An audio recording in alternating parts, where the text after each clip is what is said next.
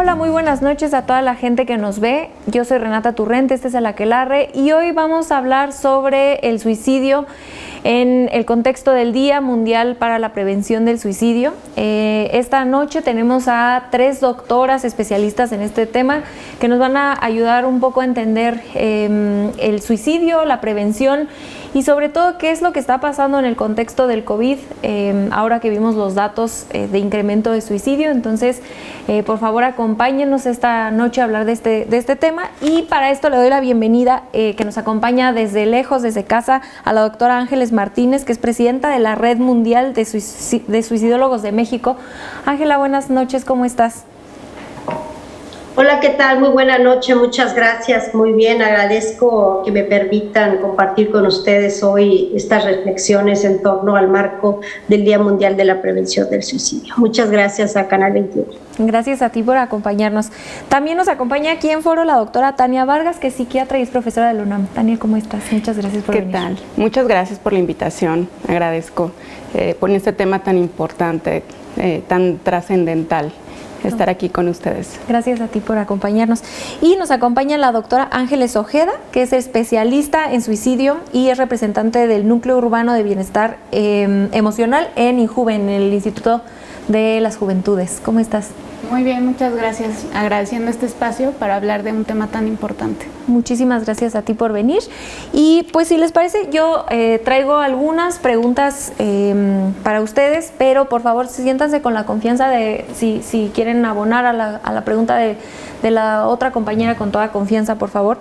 Si quieres empiezo contigo, Tania, y quería preguntarte si nos puedes dar un contexto así, como para quien no sabe muy bien todo el mundo sabemos qué es el suicidio, pero un poco más de contexto. ¿Qué es? ¿Por qué sucede? ¿Qué significa en nuestra sociedad el suicidio?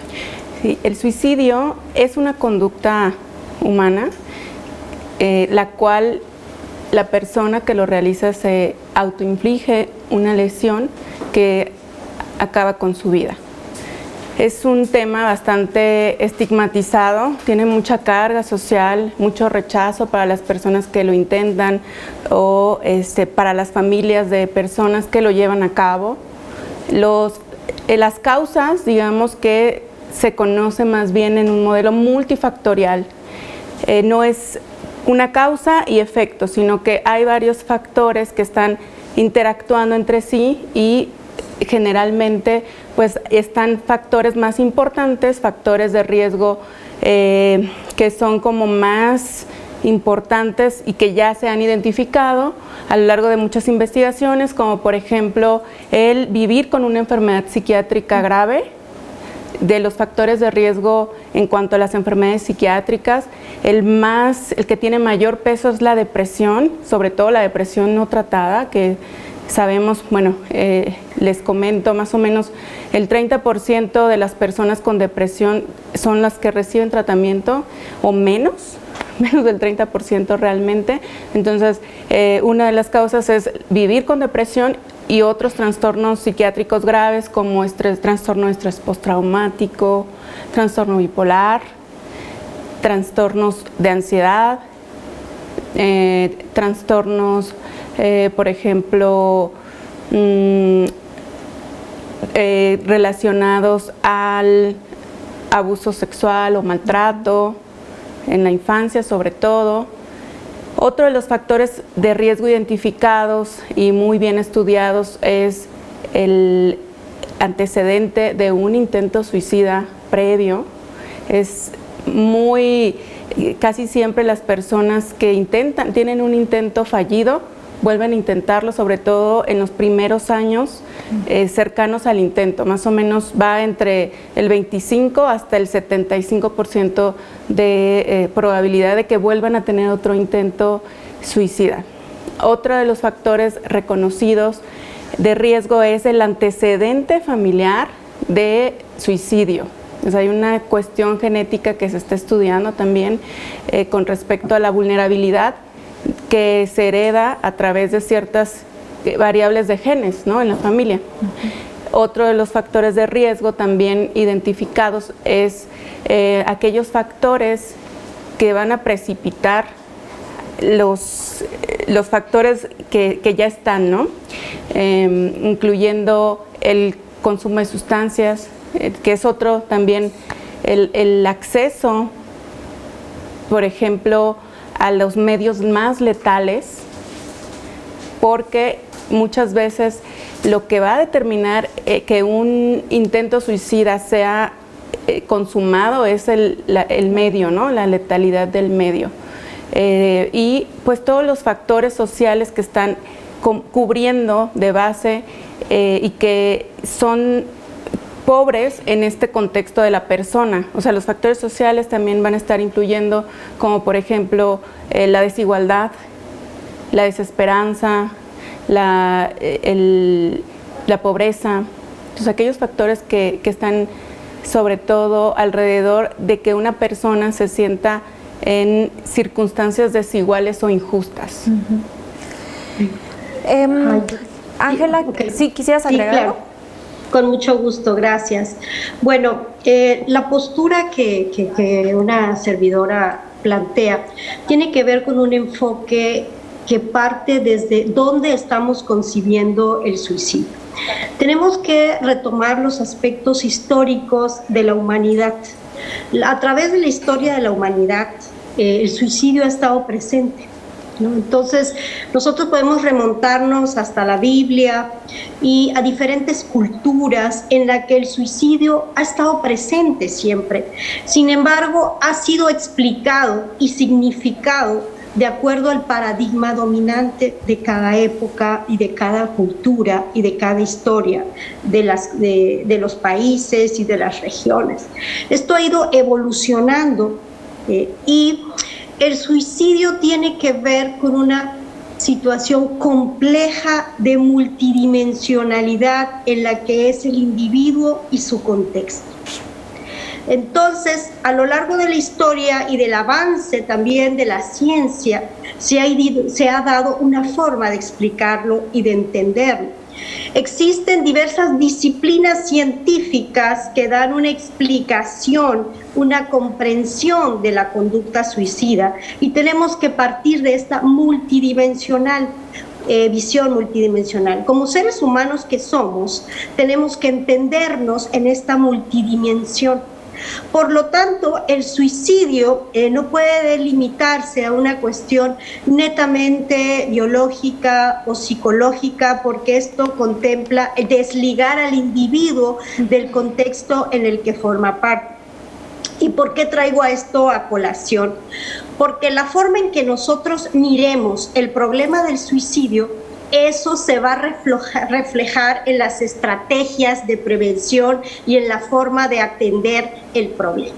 Si nuestra concepción es reduccionista, nuestro enfoque y nuestra intervención va a ser reduccionista, por tanto los efectos no van a ser lo que buscamos. Y en ese sentido es que estamos hablando de una epistemología del mismo suicidio. Las experiencias internacionales y la misma Organización Mundial de la Salud han presentado evidencias y una serie de documentos y manuales que nos dan las directrices centrales que están basadas en evidencia científica de las mejores prácticas que han demostrado eficiencia en algunos países. Eso lo podemos abordar. Sin embargo, ¿por qué hay que tocar todo esto? Porque en nuestro país desafortunadamente todavía tenemos un rezago en la forma de entender la salud mental y por lo tanto el suicidio. El suicidio no corresponde a una disciplina científica, aborda todas las concepciones del ser humano y todos tenemos que abonar a comprender. El entenderlo desde la parte psiquiátrica, psicológica, de los trastornos, es un enfoque, es una mirada para hacer una interpretación. Y si eso lo llevamos en términos de salud pública, estamos hablando de una prevención terciaria, de personas que ya están presentando ciertas patologías, psicopatologías, y entonces se limita. Pero el suicidio es un problema multidimensional, y nosotros estamos acostumbrados en nuestro país a darle un enfoque desde cierto predominio y desde cierta visión. Entonces, desde ahí tenemos que romper esos mitos y entender, si yo no hablo de depresión, si yo no hablo de esquizofrenia, de trastorno límite, entonces no estoy hablando de suicidio. El suicidio es más allá de eso.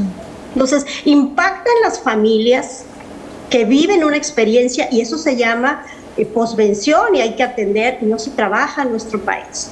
Tenemos que atender a la comunidad para prevenir a través de la prevención primaria, comunitaria, la psicología social, la psicología comunitaria. La psicología no es únicamente una intervención en un espacio clínico de individuo, paciente, esperar, yo me siento enfermo, busco ayuda y por tanto doy una atención. O sea, hay que romper todos esos esquemas y los planteamientos vienen ya desde otros enfoques de las experiencias internacionales. Muchas gracias, es el aporte que quiero compartir. Muchas gracias a ti. Ahorita nos vamos en la segunda ronda a meternos un poquito más a los datos y todo, pero quisiera preguntarte cómo le impacta el suicidio a las juventudes y qué políticas públicas se tratan de implementar desde el INJUVE para poder tratar de detener o prevenir el suicidio. Desafortunadamente, la Organización Mundial de la Salud e incluso las últimas cifras del INEGI nos señalan que la mayoría de la población en riesgo está entre los 15 a los 29 años de edad. Incluso el INEGI el año pasado hasta los 35 años de edad. Estamos hablando de que nuestros adolescentes, nuestros jóvenes adultos que apenas están incorporando un ámbito laboral o escolar, están pasando por una situación de esta magnitud. Así como lo comentaba la doctora, es muy importante verlo desde una mirada multifactorial y multisectorial, ¿no? O sea, no solamente es lo que está alrededor del individuo, sino incluso también a nivel gobierno, ¿no? A nivel instituciones, acceso a educación, salud, etcétera, ¿no? Desde los núcleos urbanos de bienestar emocional, lo que trabajamos es la prevención del suicidio a partir de algunos programas, en este caso brindando terapia breve a jóvenes de la Ciudad de México, en la cual se abordan múltiples temas que, como bien lo dijeron ahorita, no solo deriva de una situación, sino de muchísimas, desde la violencia intrafamiliar, en la pareja, duelo, ahorita que estamos pasando por esto de COVID, y muchísimas otras más, además de trastornos ya diagnosticados. Desafortunadamente, nuestras estadísticas nos dicen que el año pasado y coinciden con las estadísticas mundiales, es decir, el primer trastorno o sintomatología que más se presenta en los núcleos urbanos es la de trastorno de ansiedad, pero en los primeros 4 están trastornos de depresión, así como autoestima, así como también conductas asociadas al suicidio, que es entre autolesiones, que no precisamente siempre derivan en un suicidio o un intento suicida, y una conducta asociada al suicidio. Esto realmente, y bueno, la autoestima igual, ¿no? Cómo se percibe a sí mismo ante las adversidades, que volvemos al mismo punto, no es solamente del individuo, sino a partir también de las oportunidades que tiene alrededor. No es lo mismo una persona con acceso a ciertos servicios incluso básicos, a alguien que puede tener la posibilidad incluso de viajar al extranjero, etcétera, ¿no? Entonces, es una situación en donde los jóvenes también están atravesando por una etapa en la que están saliendo de sus hogares, digamos. Están en un proceso de individuación en donde quieren ser parte de su familia, pero también quieren incorporarse, tener sus propios gustos, amigos, creencias, etcétera. E incluso en la adolescencia es como una etapa crítica en la que socialmente, psicológicamente hay muchísimos cambios y que puede también que es la principal edad donde se dan los primeros síntomas de un posible debut de algún trastorno mental. Entonces, así es como desde el NUVE estamos tratando de acercar que este derecho que todos los jóvenes tienen en todo el país, pero bueno, en este caso en la Ciudad de México, que tengan acceso a la salud mental. Claro. Tania, no sé si a las familias que nos ven, a la gente que nos ve, nos pudieras explicar un poco sobre la prevención, sobre cuáles son algunos focos rojos que las familias pudieran ver y buscar ayuda, buscar prevención, qué es lo que, si no sabemos absolutamente nada del tema, cómo orientar a la gente. Sí, claro. Tomando en cuenta, como lo dijeron las doctoras también, que es multifactorial o multimodal las causas, que no es solo una causa. Creo que todos estamos sobre la misma línea de que se tiene que abordar de manera individualizada y ver el ambiente, el microambiente, el macroambiente y la individualidad de la persona que está viviendo. Pues tenemos que ver diferentes factores, empezando por el aislamiento, la desigualdad. Por ejemplo, algo que impacta mucho es la violencia intrafamiliar que se vive, hay que estar muy revisando esa parte.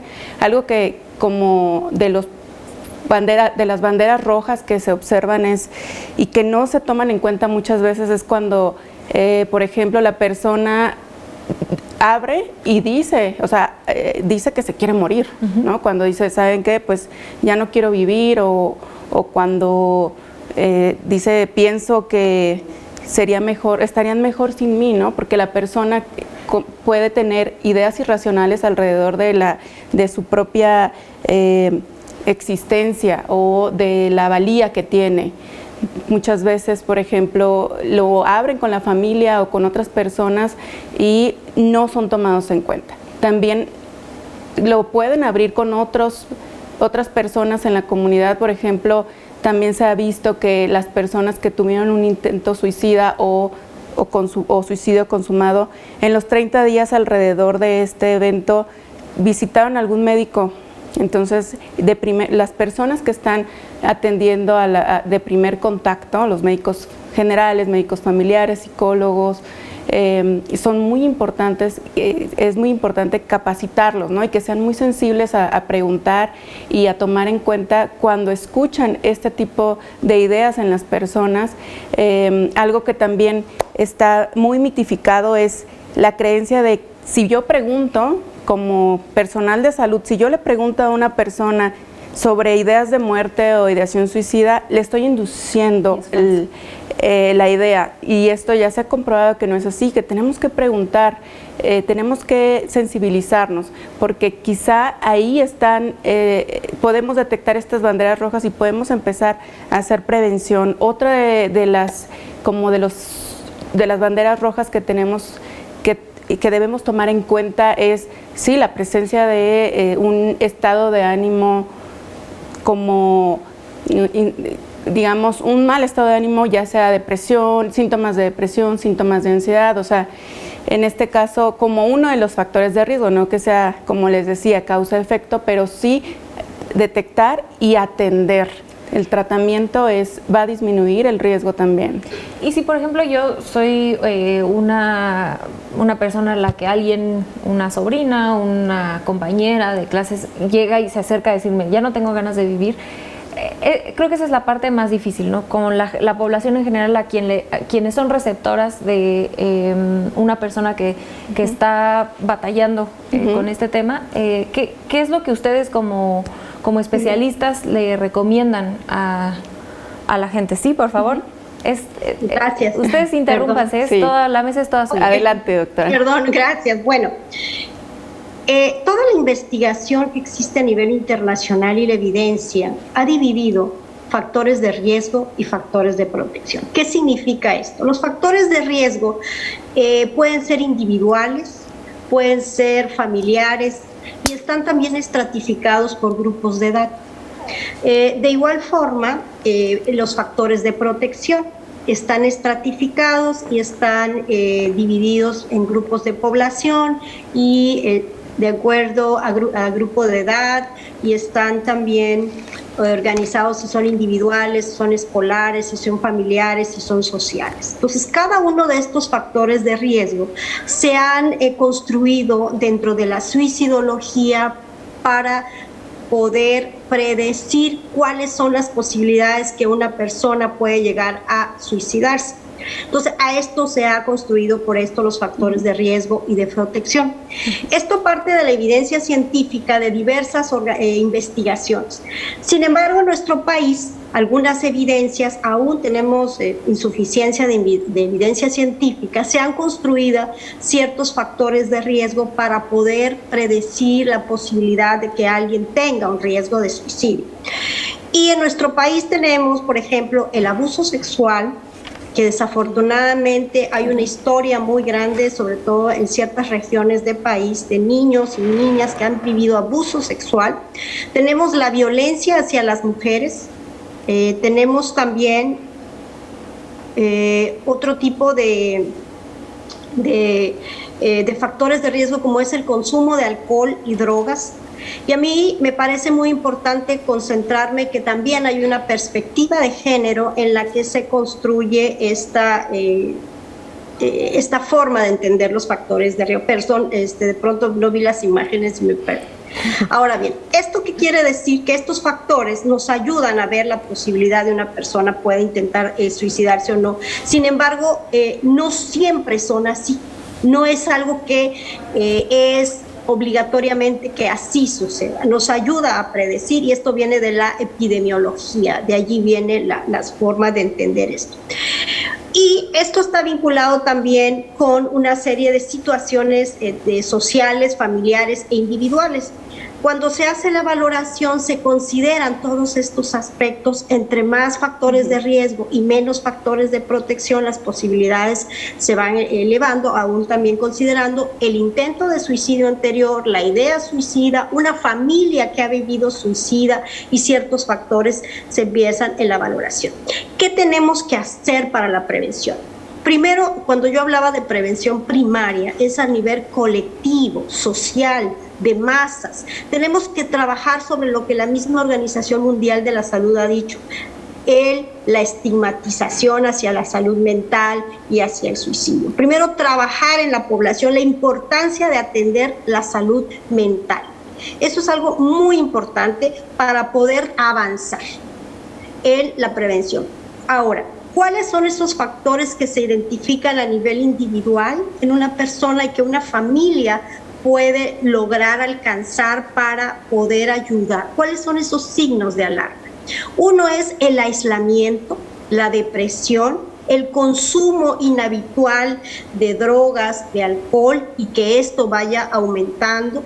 Puede ser también la alimentación. Esto quiere decir que cambios en su alimentación. Si es una persona que solía comer mucho y ha bajado su ingesta de alimentos, o puede ser lo contrario. Sueño, cambios en el sueño, cambios en la personalidad. ¿Cuál es una situación muy grave? Cuando una persona vemos que ha cambiado y la vemos diferente. Y esto se acompaña de los factores sociales, de los factores de riesgo sociales, que tiene que ver con un contexto, pérdida de trabajo. Es decir, están los factores individuales que el individuo tiene, está el contexto social, deserción escolar, baja presencia en el ámbito laboral, escolar, poca relación.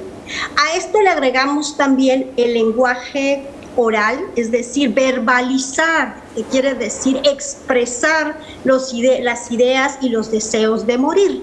Es decir, empiezan a decir una serie de frases como: un día de estos me voy a morir, un día de estos ya no me van a ver, es mejor morir. Y además esta persona empieza a hacer una búsqueda, y es aquí la importancia de prestar atención lo que busca la persona, cómo hacerlo. Y entonces todo esto se va conjugando al mismo tiempo. Un contexto social adverso, contexto individual, lenguaje verbal y lenguaje corporal que la persona empieza a manifestar. Entonces, diferencias, cambios que vemos en una persona. Como hay estigma hacia la salud mental y sobre todo hacia el suicidio, una serie de mitos, la persona o las familias consideran que cuando alguien verbaliza sus ideas de muerte, se minimiza y piensan que son acciones para manipular. El contrario, son unas formas en que la persona está proyectando un malestar emocional y está considerando esa forma de proyectarlo. No tiene las habilidades sociales o las habilidades psicológicas para poder expresar un sufrimiento mental. Entonces, no hay que minimizar el riesgo de suicidio cuando una persona lo manifiesta, lo verbaliza, cuando vemos cambios, diferencias y un contexto adverso. Todo esto sucede al mismo tiempo y hay que prestar atención. Es mejor prevenir que llegar a que esta persona cometa un intento de suicidio. Sí, claro, el mismo ejemplo pasa, o sea, que sucede con la familia, sucede muchas veces en los servicios de atención a donde llegan los intentos suicidas. Por ejemplo, casi siempre los intentos suicidas llegan a los servicios de urgencias de los hospitales generales por ingesta de medicamentos o sustancias tóxicas, o por autolesiones, o por los métodos que como más comunes, ¿no? La visión que se tiene o la sensibilidad que hay dentro de los hospitales, en los servicios de urgencia, se tiene que modificar. Yo, por ejemplo, en mi práctica médica, cuando estuve dentro de los servicios de urgencias, veía cómo había cierto rechazo y maltrato hacia las personas que llegaban por un intento suicida. Incluso pensaban, es como otro mito, ¿no? Se piensa que si la persona que llega con un intento, por ejemplo, la ingesta de intoxicación por ingesta de algún medicamento, se le trata mal o se le hace se le lava el estómago y siente dolor, pues esa persona va a quedar con cierta reserva de volverlo a intentar. Es como una creencia que se tiene, ¿no? Y muchas veces el propio personal, al tener esta percepción negativa, o sea, toda la carga que trae el suicidio provoca estas respuestas, ¿no? Incluso al propio personal de salud. Y entonces muchas veces yo llegué a escuchar cómo se hacían comentarios hacia la persona, de a ver si ahora sí ya dejas de estar intentándolo, ve cómo se siente, ve cómo duele que te hagan el lavado gástrico. Entonces, ¿Y algo que no tendría que doler? ¿O? Digamos que sí, sí duele, como mira las consecuencias de lo que hiciste. O sea, sí duele, pero digamos que le adjudican el dolor y le recalcan el dolor del lavado de estómago, en este caso, se lo recalcan para decir, ya ves lo que te pasa, ¿no? Mira si lo vuelves a intentar, lo que vas a volver a sentir. Entonces, o sea, no es de que hagan que les duela eso pues duele de igual forma. Duele de igual forma, pero sí es una forma como de castigo. Sí. Del propio personal de salud que sucede. Eso sí es algo real que pasa en nuestro país, que yo sí lo llegué a ver en los servicios de urgencia, por una práctica que se pasa a través de una creencia que no es real y un mito, ¿no? En lugar de a la persona, de ser sensibles de a la persona, pues escucharla o, digamos, monitorizarla, porque eso es lo que se tiene que hacer cuando llega un intento suicida. Se tiene que monitorizar a la persona porque es muy probable que vuelva a tener otro, o sea, como comenta la doctora, ¿no? Son factores que predicen a lo mejor el riesgo, y entonces uno de ellos es que si llega un intento, pues tendríamos que monitorizarlo. Porque podemos prevenir por ahí, ¿no? Por supuesto. Y es así como es tan importante todo lo que dicen las doctoras. El problema hay que verlo a nivel masa, ¿no? O sea, tampoco es como acribillar a la familia que acusa al que acaba de tener un suicidio, sino también ellos viven en un sistema donde estamos rodeados de mucho estigma. Y por eso son tan importantes este tipo de programas, espacios, programas que puede llegar a ser ciertas instituciones, donde precisamente lo que queremos hacer es hacer una difusión de información basada en evidencia científica en la que esta información genere menos estigma. Y por ello también es muy importante en cómo la sociedad, la familia, la escuela, el hospital, etcétera, va a reaccionar después de un intento, porque también la persona, como bien lo dijeron, después de que ha cometido un intento es altamente probable que lo vuelva a cometer. Por eso es tan importante como sociedad, como instituciones y familia, saber cómo podemos reaccionar ante estas situaciones. Y no sé si pudiéramos ahondar un poco en el tema del COVID, ¿no? ¿Cómo cambió el suicidio ahora con pandemia? Y sobre todo, ¿qué sigue para adelante? Porque mucho de lo que nos ha dejado el COVID es esta pues quizá individualización de muchas cosas que antes hacíamos de manera comunitaria. Eso por un lado. Por el otro lado, pues probablemente estos ciclos de olas de entrar y salir de COVID y tenernos que encerrar de nuevo y salir de nuevo con todas las precauciones, continuará por algunos años. Entonces, ¿cómo es que el contexto del COVID, tanto para atrás como para adelante, afecta y qué es lo que se está pensando a futuro? Empezamos contigo, Ángela, si quieres. Muy amable, gracias. Disculpe la insistencia, no, pero por bueno, favor. Estar a la lejanía no es a veces. Por favor. Gracias. Bueno, yo quiero retomar un poco antes de responder esta pregunta lo que decía la doctora que colabora con el INJUVE. El impacto que deja el suicidio a nivel social y a nivel familia es muy importante y por eso se hace lo que se llama dentro de la suicidología la posvención, es decir, atender cuando hay un suicidio en una escuela, en una familia, en el ámbito laboral, se tienen que tomar medidas preventivas para evitar que esto suceda, porque un grupo de riesgo es precisamente una persona, un sobreviviente de suicidio, no es tanto el que lo hizo y no lo consumó, sino el que quedó, ¿no? El familiar, la persona vinculada al suicidio.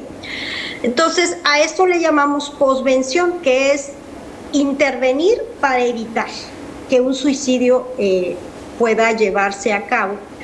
Si nosotros, de acuerdo con el INEGI, tenemos que aproximadamente 6.700 personas se suicidaron en 2018 y este año tendremos la cifra de 2019, porque tenemos 2 años de rezago en el INEGI en la información. Estamos hablando de 6.000 personas, 6.000 familias afectadas por suicidio. Y lo ponemos por 1. De acuerdo a la OMS, son entre 10 y 15 personas afectadas cuando hay un suicidio. Entonces, hagamos un cálculo de la afectación social que esto impacta. Y aparte, nosotros, bueno, una servidora es miembro del Frente Nacional para la Prevención del Suicidio, y hemos hecho cálculos económicos de la afectación económica que genera el suicidio en el sistema sanitario, en la sociedad, lo que cuesta un suicidio. Entonces, eso se tiene que considerar mucho y es muy importante. Ahora, si esto sucede en términos normales, ¿qué está pasando hoy con pandemia? ¿Qué evidencia científica existe? Muchos países, a partir de que la pandemia empieza el año pasado, empezaron a proliferar una serie de investigaciones para construir evidencia científica y poder actuar, lo que se llama la investigación-acción, ¿no? Que muchos países es lo que desarrollan los países del primer mundo. Entonces, ¿qué hemos encontrado? Que el aislamiento y el confinamiento es una medida no farmacológica necesaria para una pandemia como esta que estamos viviendo. Entonces, derivada de esa pandemia, pues hemos tenido un impacto en la salud mental y en muchos aspectos. Hoy estamos hablando de una pandemia invisible en términos de salud mental, y el rezago y los efectos van a ser muy grandes. Por ello, precisamente hace como 15 días, la OMS ha emitido el documento de este año para prevenir el suicidio, y una de las recomendaciones es precisamente financiar programas de prevención del suicidio por los efectos que ya existen. La población infantil es una de las más afectadas, los niños, y UNICEF ha hecho mucho estudio al respecto. Entonces, el confinamiento por sí mismo genera un impacto, pero era algo necesario. Se ha incrementado la violencia hacia las mujeres, hacia los niños, el consumo de alcohol, y todo esto es lo que nos lleva hoy a hablar de la pandemia silenciosa y la que se tiene que implementar medidas. La OMS habla de entorno escolar. Empezar a hacer trabajos de resiliencia, trabajos para la población infantil en el medio laboral y en varios aspectos y en varios lugares para poder trabajar los efectos de esta pandemia. Gracias. Sí, claro. Justo en el año 2020 fallecieron alrededor de 400 niñas, niños y adolescentes por COVID y 1.150 niños, niñas y adolescentes por suicidio. Entonces sí, exactamente. Y asimismo también como parte de la prevención hay diversos programas en varias instituciones, por ejemplo en la UNAM, específicamente en la FES Iztacala, hay un programa llamado CREAS que definitivamente trata de hacer mucha difusión, es un programa que también que es, bueno, más bien viene de la OMS y que se llama Guardianes, y es como mucho capacitar a las personas de cualquier tipo, ¿no? En público en general, para que tengan conocimiento de qué hacer cuando pudieran sospechar de que hubiera alguna conducta asociada al suicidio en una persona, donde se le entrena a muchas, desde las personas que tienen más acceso a más personas, por ejemplo, profesores, orientadores, trabajadores de la salud en general, etcétera. Entonces, este tipo de programas también Injuve de cierta manera los ha llevado a cabo a través de ciertas transmisiones en Conéctate a tu Nube, que estuvimos haciéndolo el año pasado, y que precisamente, como bien lo mencionan, lo que queremos hacer es tratar de tomar en cuenta toda esta información y precisamente difundirla, ¿no? En el que la importancia que tiene saber identificar estos factores de riesgo, además de todos los que ya comentaron, incluso los que son vitales, ¿no? Personas que perdieron a un ser querido, no por COVID, sino por otra cuestión. La familia que se va desintegrando porque los hijos van creciendo y las personas se van jubilando, y los chicos que tienen dificultades para adaptarse a su medio social, y más ahorita que no tienen la oportunidad de hacerlo, ¿no? Entonces también, así como hay situaciones en nuestra vida que no son, que no deberían, entre comillas, pasar, como el desempleo, etcétera, también hay otros que son vitales, y juntémoslo con COVID, ¿no? Entonces, algo que también nosotros podemos ir haciendo es ir identificando a aquellas personas que en el último año, en los últimos meses, han pasado por muchas pérdidas, por eventos altamente estresantes, porque entre más eventos estresantes es mayor la probabilidad que desarrollen alguna dificultad.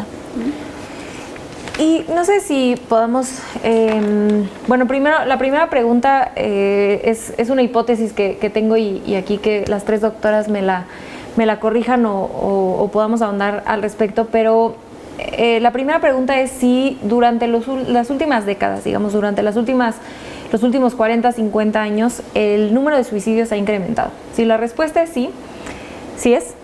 ¿O sí. No es? ¿Sí es? Ok.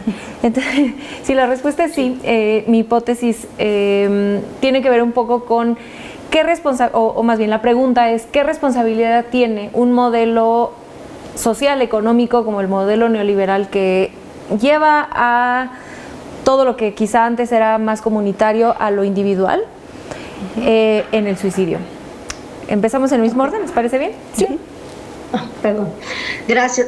Me parece muy interesante tu pregunta y qué bueno que la traes al debate.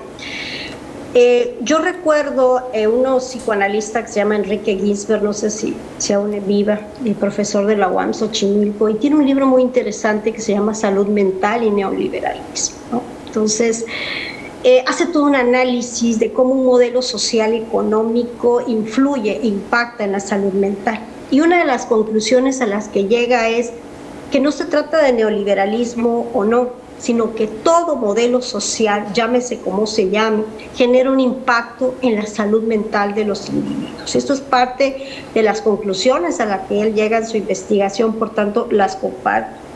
Una servidora ha hecho asesoría de tesis para doctorado, por ejemplo, en universitarios que se encuentran en Cuba. Y hicimos una tesis interesante sobre el suicidio en Cuba, que es uno de los países en los que tiene uno de los sistemas de salud de mayor reconocimiento mundial. Y él habla del suicidio, que en Cuba es uno de los países donde tiene alta prevalencia de suicidio. No se trata de juzgar o cuestionar. Lo que tenemos que entender entonces es que todo modelo social, económico, genera un impacto en la salud mental de los individuos, y para ello retomo también a Galende, destacado psiquiatra que habla igual que la desigualdad, la pobreza y el contexto social de una persona genera sufrimiento mental. Entonces, pues es allí mi respuesta. Gracias. Entonces, ¿cómo explicamos quizá este incremento? Sobre todo, o sea, lo que a mí me bota es que muchas de los factores que las tres mencionan como banderas rojas, muchas de ellas se relacionan, no necesariamente me atrevo a decir que son causadas por, pero sí se relacionan con un modelo como el que vimos hoy, aunque ahora la doctora nos pone de contraargumento, pues un modelo social muy distinto como es el cubano, también tiene este problema. Entonces, algunas no necesariamente tenemos la respuesta, pero ¿qué piensan? Sí, claro, es un tema que se presta mucho análisis.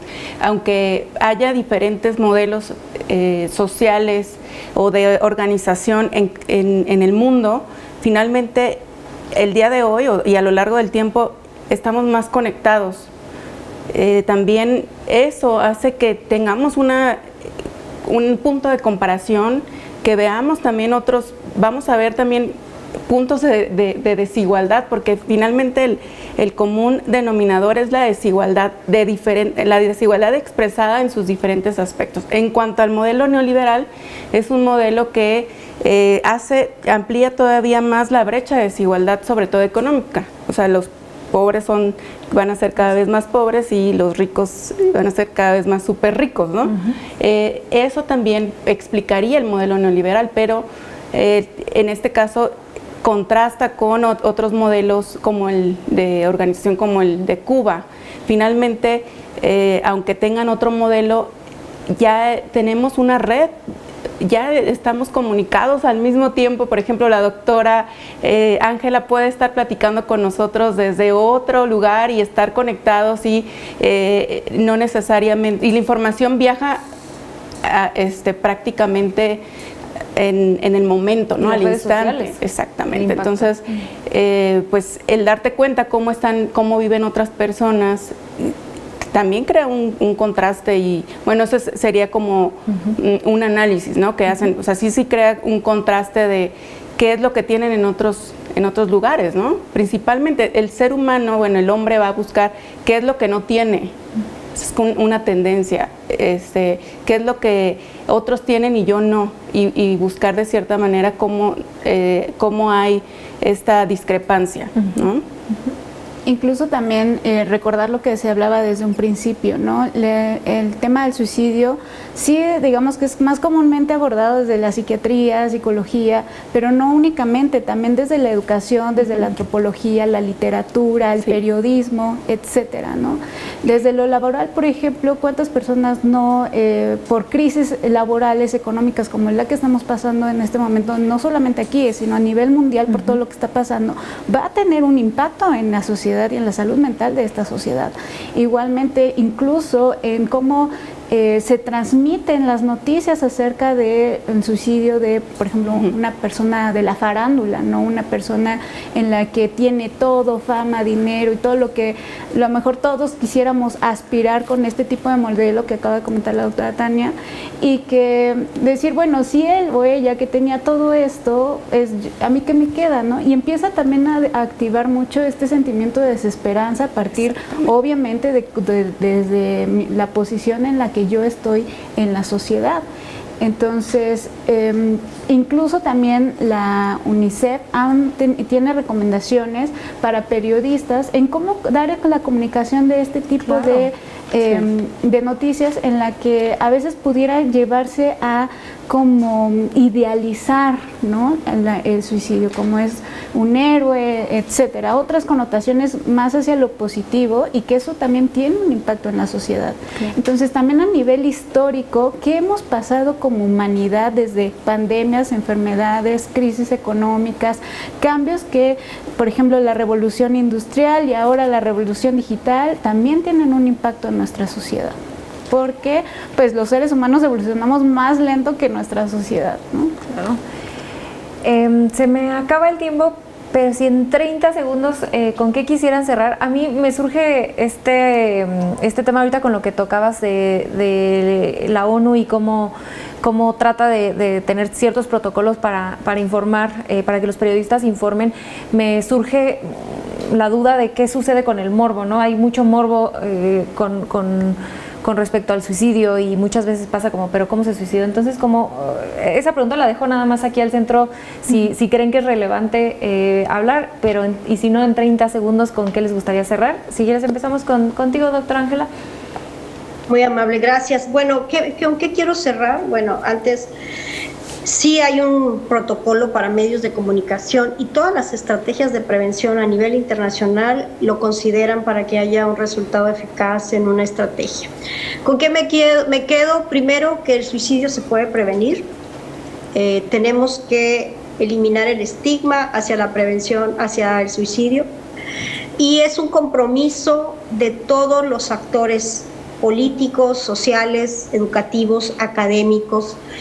No es tomar una hegemonía desde una postura para favorecimientos individuales o de grupo. La prevención del suicidio nos involucra a todos en la sociedad y tenemos que hacer alianzas multisectoriales y multidisciplinarias para intervenir y hacer eco para que los medios de comunicación se sumen y formen parte de esta gran alianza. El suicidio se puede prevenir. Muchas gracias. Gracias. Muy bien. Sí, siguiendo la línea, tenemos que seguir armando esta red, articulando esta red que nos corresponde a todos desde la postura, bueno, desde lo que le corresponde a los servicios de atención psiquiátrica en el país. Sé que se está intentando pues llegar como a capacitación con la Secretaría de Educación Pública, se están creando cursos, se están creando talleres para maestros, porque ahí también es un nicho donde se puede hacer mucha prevención. Los maestros pueden ayudarnos mucho en esta red, todos podemos ayudar en esta red, pero seguirnos articulando, seguir entretejiendo esta red con la SEP. Sé que también se están haciendo capacitaciones para disminuir las brechas de atención psiquiátrica con el programa MHGAP de la Organización Mundial de la Salud. Entonces, sé que también se está trabajando con jóvenes para fomentar como su participación dentro de diferentes instancias del gobierno, con INJUVE también. Entonces es eso, seguir cada uno pues con todo desde su